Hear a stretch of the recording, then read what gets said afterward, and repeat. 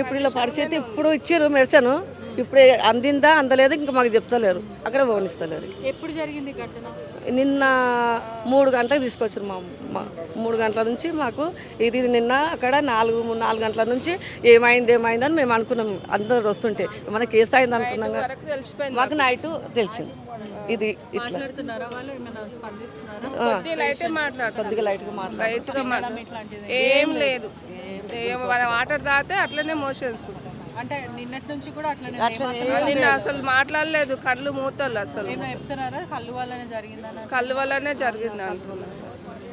ఈ మధ్యకాలంలో food adulteration అనేది కూడా తరచూ జరుగుతున్నాయి. అంటే ఏదైతే బయోకెమికల్స్ కూడా యూజ్ చేసి గతంలో కూడా అనేక సార్లు కళ్ళు సరఫరా అనేది చేశారో అమ్మడం కూడా జరుగుతుంది. కానీ ఇప్పుడు హైదరాబాద్లో కుకట్పల్లిలో ఈ ఘటన జరగడం స్థానికంగా అందరినీ కూడా కలిచివేస్తుంది. ఏదైతే కళ్ళులో కెమికల్స్ కలుపుతున్నారో అంటూ కూడా ప్రస్తుతం అయితే ఆరోపణ ఎదుర్కొంటున్నారు. కళ్ళే కాకుండా అనేక సబ్స్టెన్స్ కూడా దాంట్లో కలుపుతూ ఉన్నారు. ఖచ్చితంగా ఆ కళ్ళు కాంపౌండ్ పైన కూడా కేసు నమోదు చేయాలంటూ కూడా స్థానికులు అడుగుతున్నారు.